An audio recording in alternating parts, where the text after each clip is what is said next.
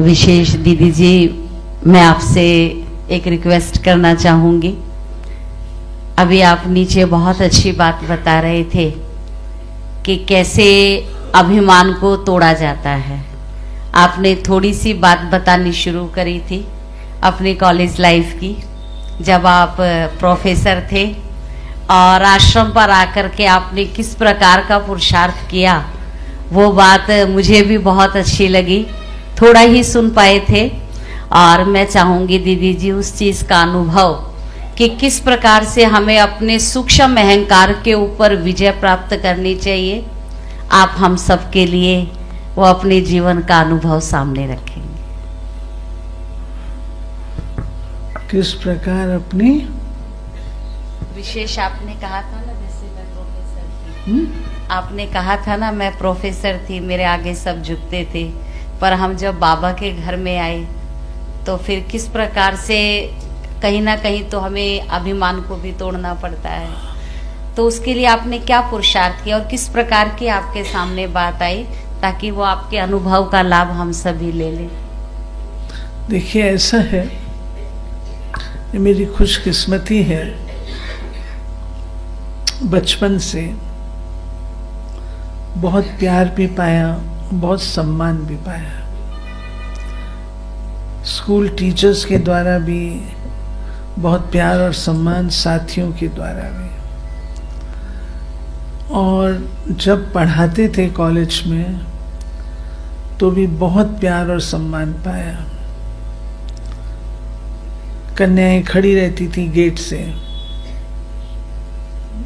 कब मैडम आएंगी और हम फूल देंगे, लाइन लगा के खड़ी रहती थी।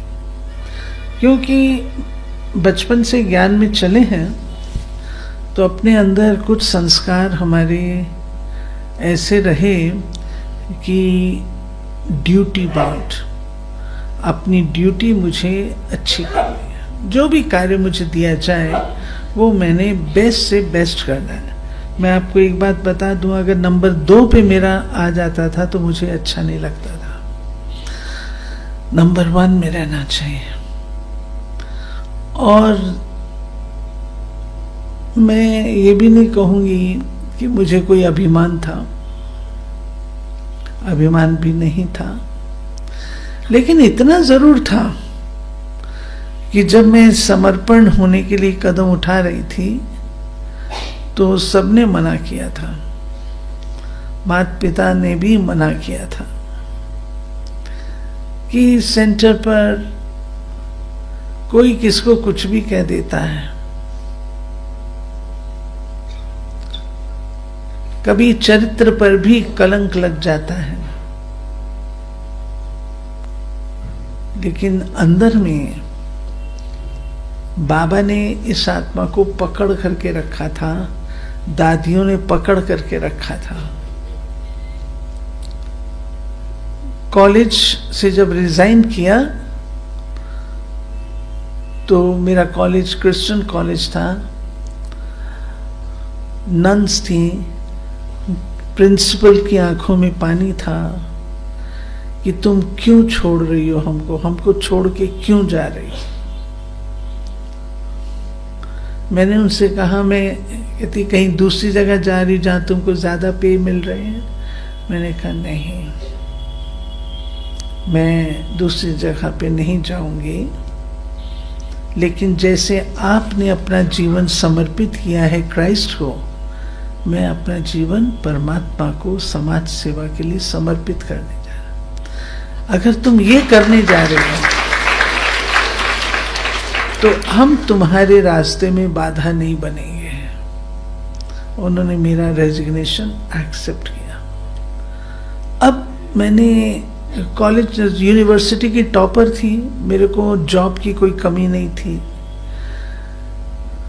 माया भी बहुत तेज होती है, माया ने भी मेरे को बड़े सब्ज बाग दिखाए कि कॉलेज की प्रिंसिपल की पोस्ट ऑफर हुई और कुछ, लेकिन अंदर में धारण कर लिया था मैंने, नहीं करना तो नहीं करना है। लेकिन माया छोड़ती थोड़ी है।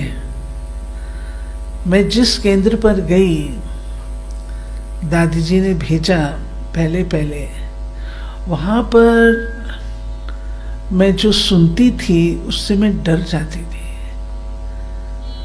जो वातावरण में देखती थी तो मुझे डर लगता था कि आज इसको बोल रहे हैं, कल को मेरे को बोलेंगे तो मेरा हाल क्या होगा। मैं डरती थी। अंदर ही अंदर अपने साथ बात करती थी, मेरा काम झाड़ू लगाना है, कहाँ लेक्चर देने वाली, कहाँ इतना सम्मान। अब मेरे को झाड़ू भी लगाना है, बर्तन भी मांजने हैं, कपड़े भी धुलाई करने, खाना भी बनाना, लोगों की बातें भी सुननी है, ये सब कुछ होगा। मैं अंदर ही अंदर अपने आप से बातें करती थी। और दादी जी को बोल दिया था, दादी जी के साथ बहुत शर्तें रखी थी कि अगर आप मुझे इतना व्यस्त रख सकती हैं कि मेरे को 24 घंटे की बजाय महसूस होना चाहिए कि 26 घंटे होने चाहिए एक दिन में, तब मैं समर्पण करूंगी, नहीं तो मैं नहीं करूंगी। मैं ट्रायल पर। दादी जी ने भी लक्ष्य रखा, क्योंकि मैं देखती जितना काम होता है ये तो मैं जॉब करते भी कर सकती हूँ, कोई बड़ी बात नहीं है। लेकिन ये जो बातों का सुनना है, कोई कुछ भी आके किसको बोल दे तो मेरे को नहीं कहते थे ना, मैं देखती थी। आज मैं नहीं हूं, कल पुरानी होंगी तो मुझे भी बोल देंगे, तो डरती थी। मैंने निश्चय कर लिया अंदर ही अंदर ट्रायल पर हूं, और अंदर अंदर अपने को समझाती भी थी। अगर मुझ में शादी कर लूं और मुझे नंद ऐसी मिल जाए, मुझे दरानी ऐसी मिल जाए, सास ऐसी मिल जाए, तो लौकिक है। ये तो अलौकिक में अगर कोई कुछ बोल देगा तो मेरा हिसाब किताब चुकता होगा, ये तो अच्छी बात है। तो मैंने अपन को समझा के ज्ञान से समझा के अपने आप को खड़ा किया, ज्ञान से समझाते रहे। और इसमें दादियों का बहुत सहयोग मिला। मुझे पहले कठिन लगता था, लेकिन दृढ़ता भी रखी थी। एक कदम आगे बढ़ाया है तो पीछे नहीं हटना है, दृढ़ता भी थी। तो बाबा साथी है, सहयोग देता है, पुरुषार्थ देखता है, अंदर अंदर रूह रूहान जो बाबा से करती थी वो उसको सुनती है। तो इस प्रकार से मेरे को बहुत चैलेंजेस आए। माता पिता ने मेरे 4-5 परीक्षाएं ली, तब छोड़ा मेरे को, ऐसे नहीं छोड़ा, ऐसे नहीं छोड़ा। लेकिन सबसे बड़ी परीक्षा होती है, पिताजी ने कहा बेटा तुम्हारे चरित्र पर भी कलंक लग सकता है। मेरा उत्तर क्या था, मुझे तो पता नहीं। मैं कोई बात नहीं, ब्रह्मा को भी कलंकीधर कहते हैं, तो मैं उसकी बेटी, मेरे पर भी लग गया तो क्या है।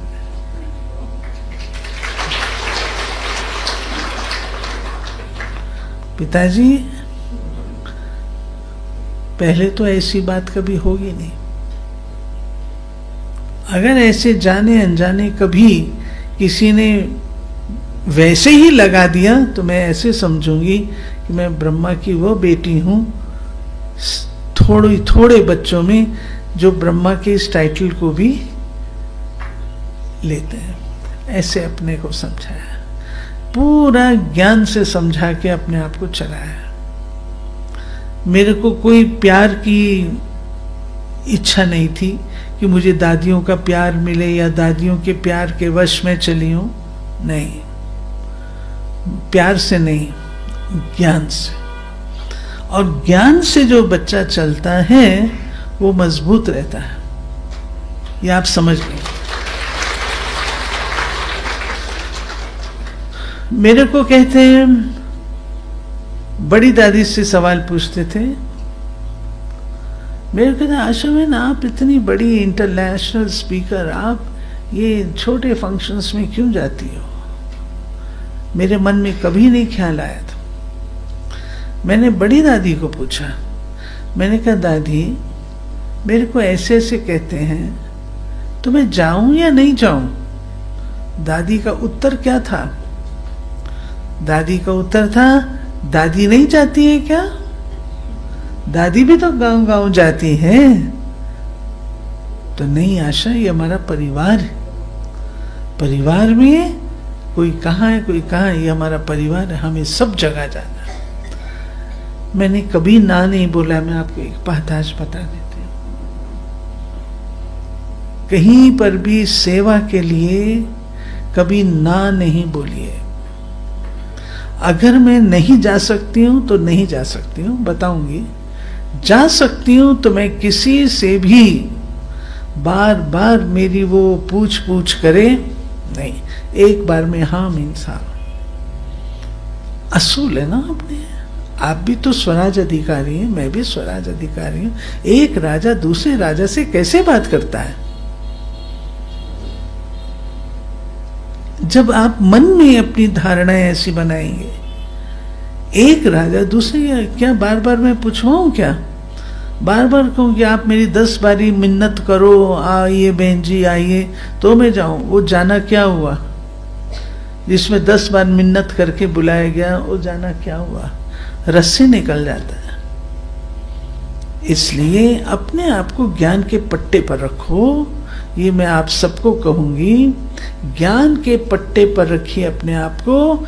ज्ञान का पट्टा हमारा वही हमको बचाने वाला है। हर परिस्थिति का इलाज ज्ञान है। बाबा का दिया ज्ञान, कोई दूसरा ज्ञान नहीं है, बाबा का दिया ज्ञान।